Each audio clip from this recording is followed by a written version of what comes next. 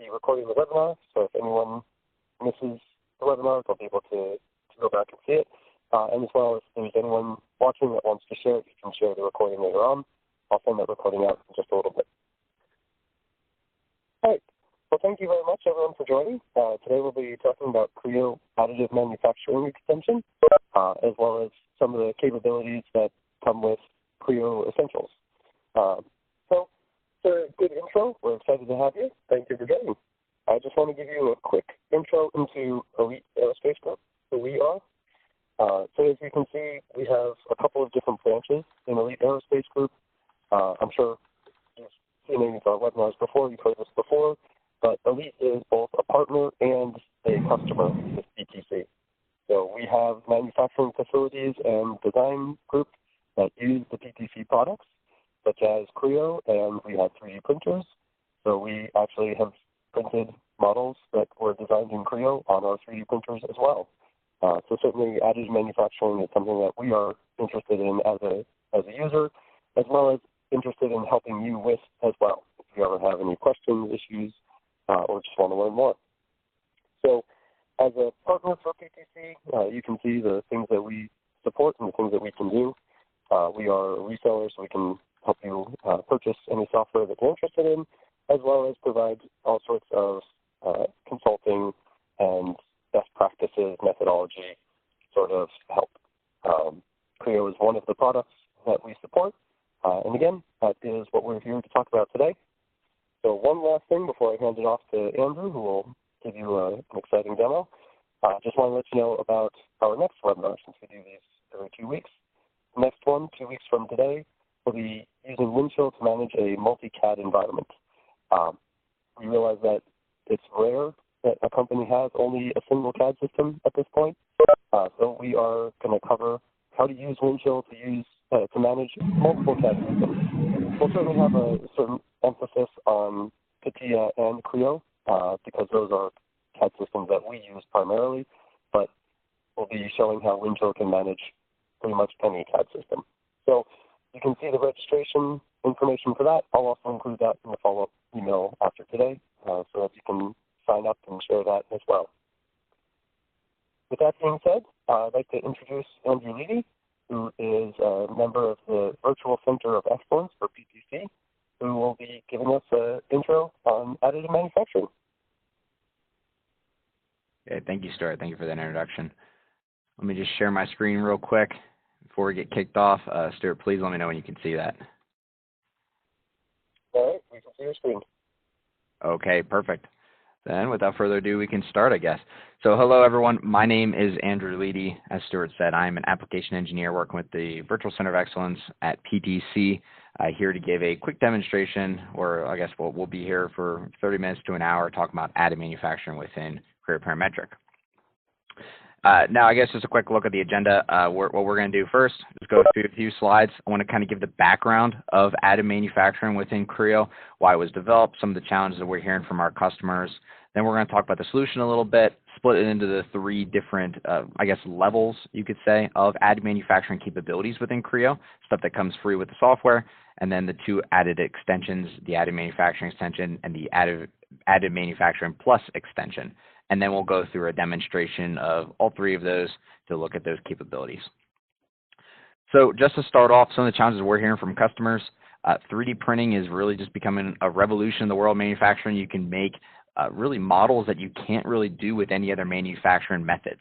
So it's been this way for quite a few years now. 3D printing, has been pretty popular for a few years, and it started just to get really affordable with some of the printers coming out.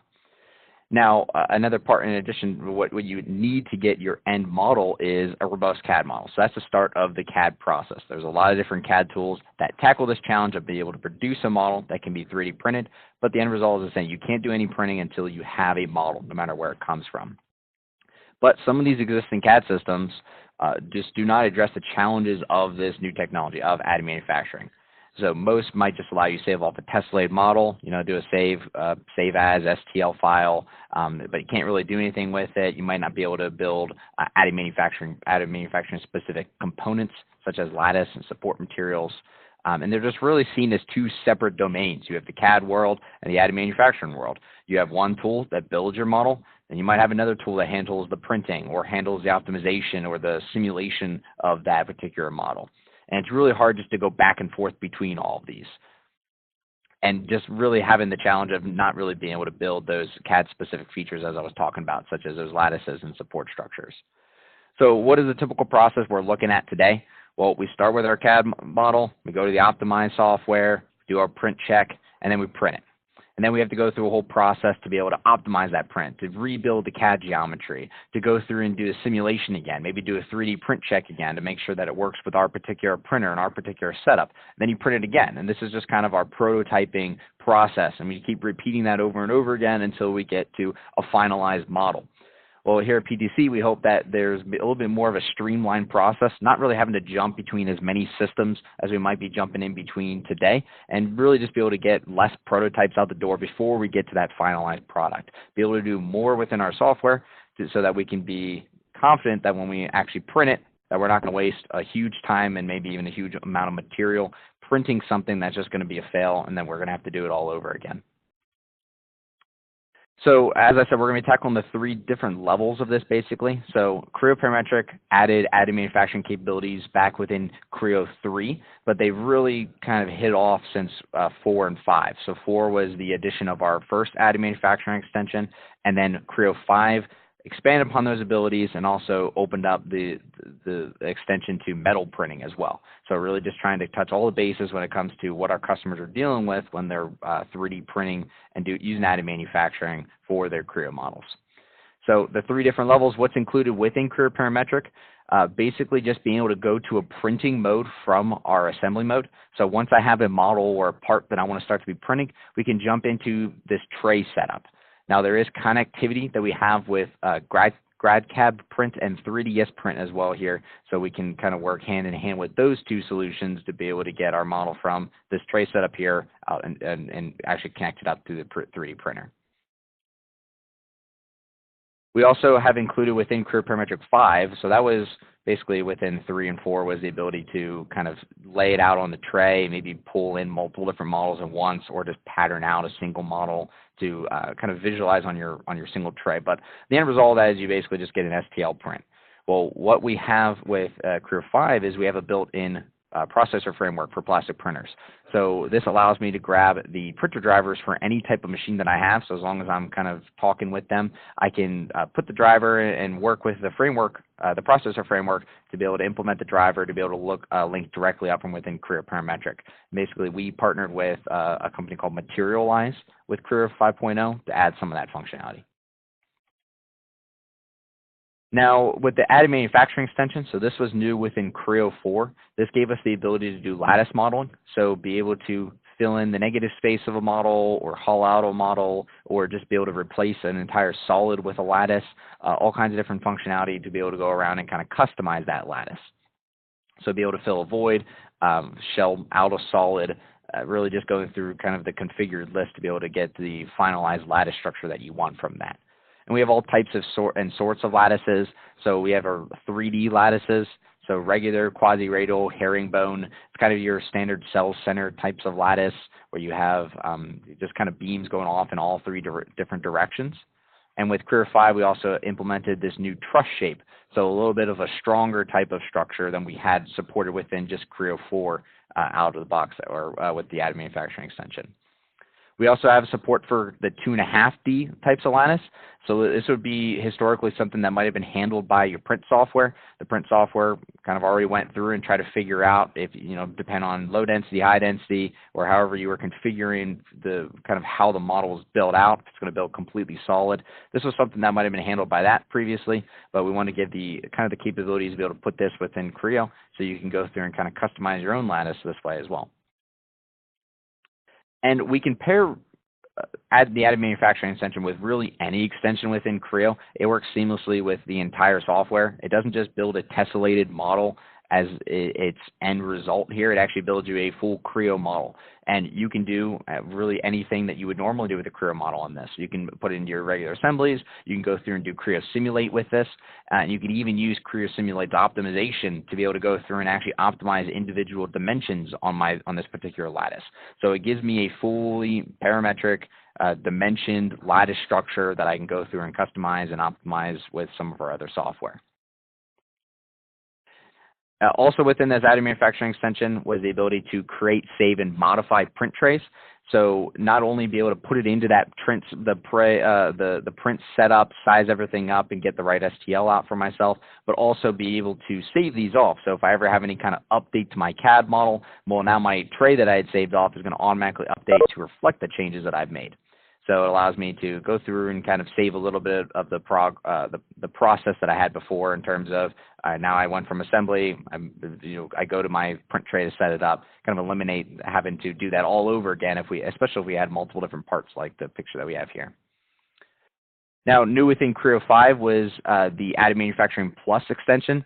So this goes a little bit beyond what we were talking about before. So we partnered with Finalize to help develop this, and this extension is all about metal printing. So not only be able to handle the plastic parts, but also be able to go through and tackle the metal parts as well.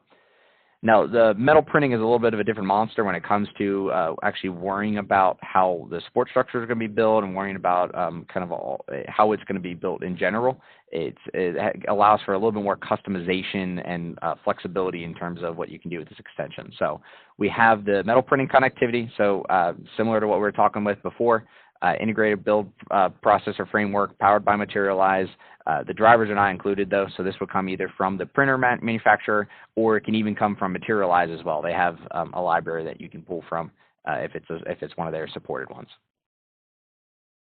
Now, what I was talking about in terms of actually being able to go through and customize support structure, there's all kinds of different options and types of support structure for metal prints, whether this is going to be for heat dissipation, keeping your parts straight, really all the different things you might be concerned about when it comes to actually being able to generate support structure. You're able to customize all these different options.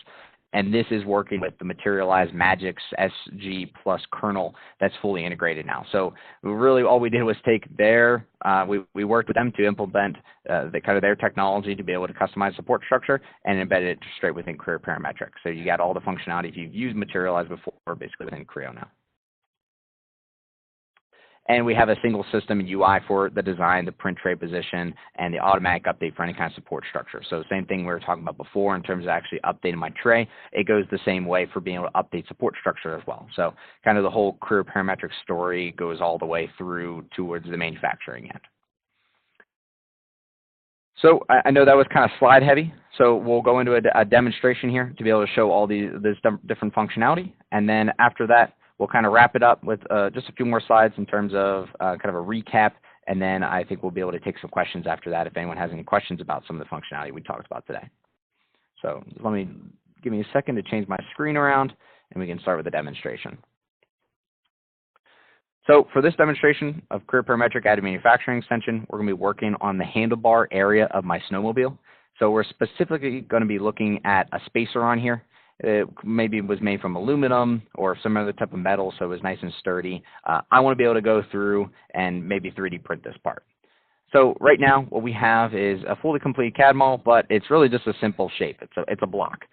We probably don't really need all of this material, and it might be up to me to determine how much material I can actually cut out of this without making sure that I ruin the model. Is this still going to be stiff enough? What happens if I put this pocket into it? Is this design actually going to hold up?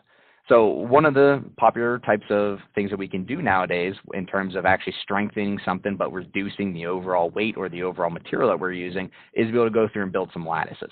So this is the base functionality of that additive manufacturing extension, is to be able to go through, add some lattice to strengthen this up a bit, or maybe just for aesthetic looks to be able to make a model that actually looks pretty good. So this lattice feature was introduced in Creo 4 in just the base additive manufacturing extension. And really all we're doing is just selecting on boundaries, fill this space with this type of lattice. And once we have a fully enclosed area, we go through, pick a size, pick a shape, pick a type, and then maybe mess with some of these options, but it's able to generate that lattice structure for me basically instantaneous once I've kind of given it a fully enclosed area to try to build it in between. We have all kinds of extra characteristics that we can go about worrying about dangling beams, beam size, skew angle, all kinds of additional things that we can kind of modify to be able to get the desired shape and size. But depending on the complexity, it just takes a little bit to kind of generate it, and then we get a full Creo model of that lattice in that preview. And as I said, all kinds of different types of customization we can do with this to be able to kind of customize those base lattice types that it has. Maybe choose first cell location, maybe modify my bounding surfaces. This is also where we can kind of convert to a solid if we want to. We can also change the types around. So for the 3D, we got the crazy type, the quasi-radial. We just have my regular. We have the herringbone. We also have 2D lattice types, which are a little bit more of a simplified look at this, or I guess 2.5D lattice types. Quasi-radial kind of just comes out from the middle. The regular is just a kind of a rectangular shape, and then we have the herringbone, which is kind of a spin-off of that. So we can go through, choose whichever lattice works best for my particular use case. So I might need something really simple. I might need something that's kind of a little bit stronger, one of those 3D types. Really, it all depends on what I'm trying to build at the time. But the end result is the same. We just go through, mess with these types of characteristics until we get to the desired option. So maybe mess around with the wall thickness, whatever we want to do. And now I might have my fully finished model with the particular lattice that I decided in place. So now I want to be able to go through and 3D print this. So it doesn't really matter what kind of complexity we're doing with this, which is kind of the strength of this particular type of manufacturing method, are that I can build all kinds of wacky shapes that fit a certain use case. But I do want to make sure that this actually holds up. So not only are we able to produce these models, I really said in the PowerPoint that we can work with all kinds of different of our extensions.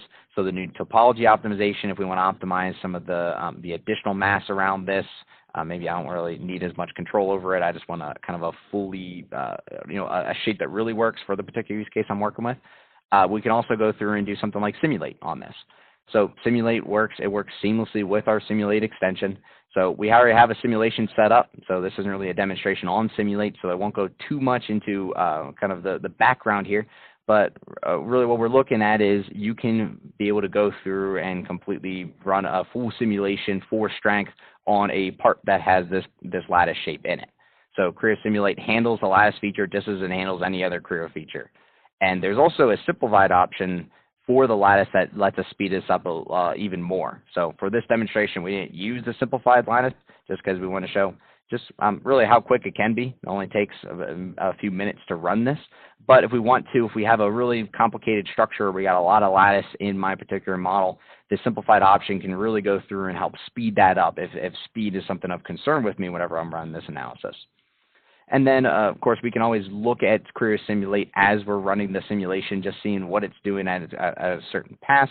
And then depending on the kind of convergence values that I'd set for this, that's really going to determine when the simulation is going to be all done. Now, and once the simulation is going to be all done here, we also have the ability just to go through and kind of query through different types of results to be able to go through and see if it's going to stand up in the environment that I'm putting it in. And if the results aren't good enough, we can always just go back, modify the lattice around, maybe thicken the walls, change the lattice type, try something different, change the lattice properties, and all those different changes just propagate into my simulate structure here.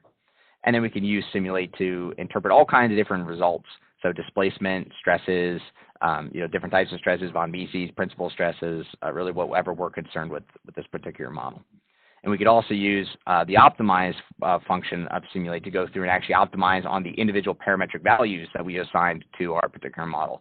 So I can actually have simulate run and say, I know my wall thickness needs to be within this certain range. Let's try every single value between that certain range at a certain step increment. And we can actually have the system kind of run through every single iteration between what I've set up for it to be able to determine what's the best value for me to assign to this particular model.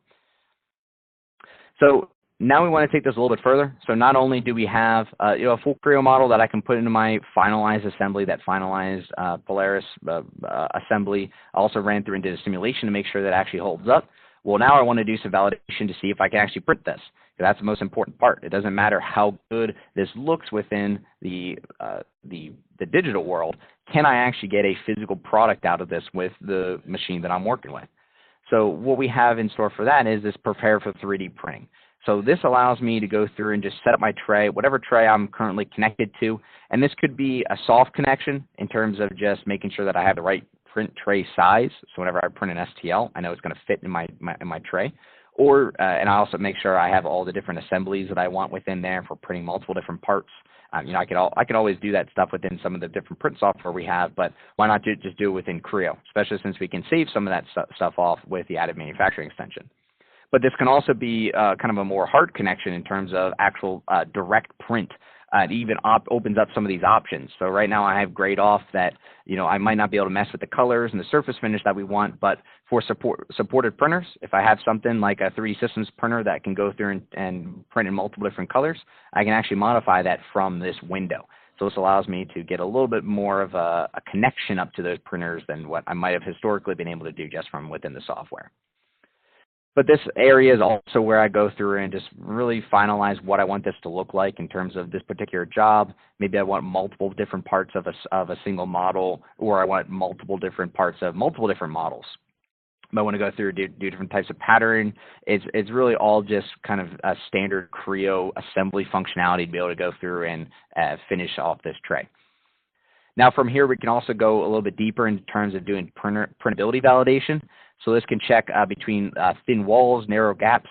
Really all 3D printers are different when it comes to this, whether this is something that was given by the manufacturer in terms of what you should be doing, or this is just something that you've developed over time in terms of this is what my particular printer can handle based off of whatever resolution that we use all the time. Basically, I put those parameters into Creo, and then it runs through and checks, did I validate the thin wall parameter that I had set up before, making sure I don't print anything under a certain thickness or narrow gaps the same way. We can also check for things like global interference. So if we have multiple different parts, this actually makes sure that the parts aren't touching each other. Because, of course, if you have a 3D printed part and you have another 3D printed part and they collide within my tray, well, that's just going to be one part at the end. You don't get two different things if there's any kind of interference. They kind of just become one whole piece. So you definitely don't want that. You definitely want to make sure that everything is kind of arranged on the tray in the proper manner. And the auto arrange really does a good job of making sure that there is enough spacing. But if you're really trying to pack this tray tight with all kinds of different parts, you definitely want to make sure that nothing's going to collide. You're not going to have any problems in the post manufacturing here. Now there's also ways to go through and kind of visualize what we've done. So in terms of another print check, go visualize the support structure it's built. And this is just based off of just like a standard FDM printer. We're basically going from bottom up. But I can go through and clip the model and make sure that everything works properly, that I have this arranged in the manner that's going to actually give me the most optimized support structure for the particular part I'm working with. And then if I wanted to, I could really just stop here. We could just print directly to my printer if I have it linked up. I could save the printing job if I'm on the additive manufacturing extension, or I can just test the model and just give myself a full STL out of this as the end deal.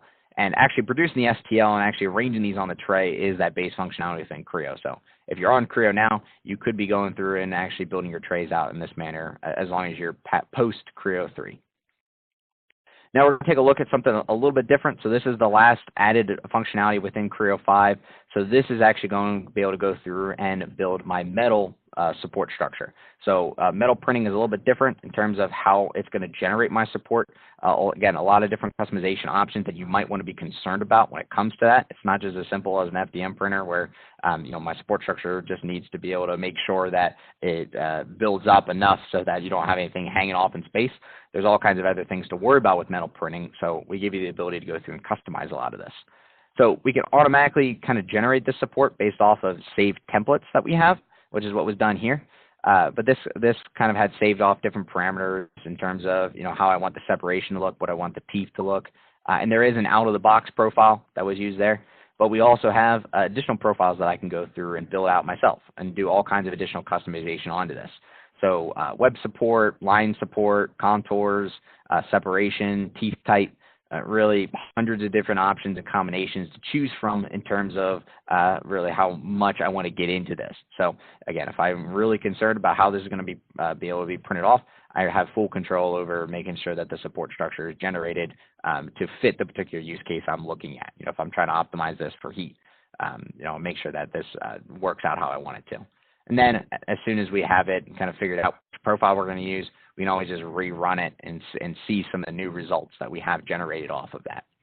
So that was the new functionality within Creo 5, taking the work that Materialize has done in terms of being able to customize metal support structure and just going through and incorporate within Creo Parametric. And now if there's ever any kind of change, it's really no problem. Maybe I want to try a different lattice type, change some of the different properties I have around. As soon as I have a new part, if it's again, if it's the same part here, it's really just open, or really just easy. I just open my old tray back up, run the print again, and I have, or run the support generation again, and I have the new model that I'm working with now. Just update all the way through from the beginning to the end within Creo, from my design to the actual manufacturing deliverable that we have. So that is the demonstration that I had prepared on the additive manufacturing extension. Again, just real quick, just a recap before we take any kind of questions if we have time. Really the whole goal we have with doing the additive manufacturing extension within Creo is to be able to make it so that we're not in its separate worlds when it comes to building out and kind of giving my 3D print to my 3D printer and designing that 3D print. So reduce the time to market in terms of going between those multiple different software packages that we might be doing today to achieve the end result of making that 3D print. Reduce the product development cost. The more work you can do within the digital world, the less prototypes you're going to have to worry about, the less iterations you're going to have to worry about in terms of getting the finalized product out to you. Really just make use of the 3D printing that we have and get there faster within Creo. So all the functionality we've added was all with the goal of streamlining that process between design and 3D print. So that is what I have prepared for a demonstration. I know we had plenty of time scheduled today, so if anyone has any questions, I don't know if we are open to it right now or if it's just in a chat box. Stuart, how do you want to handle that? Hey, this is Daniel from. If you could use your hand, I'll unmute you for questions. We can also do it in the chat window as well. Let's give it a few minutes. And of course, if anything comes up after the call, or you can always reach out to your sales rep here, and they'll get you in touch and get the right answer off to you as well.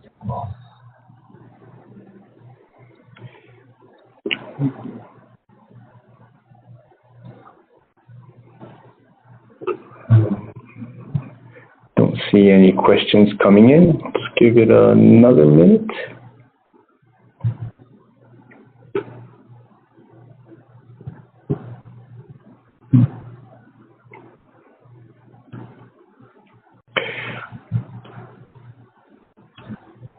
Okay.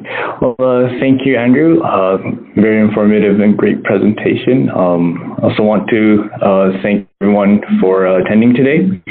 Our next webinar in 2 weeks will be on using Windchill to manage a multi-CAD environment.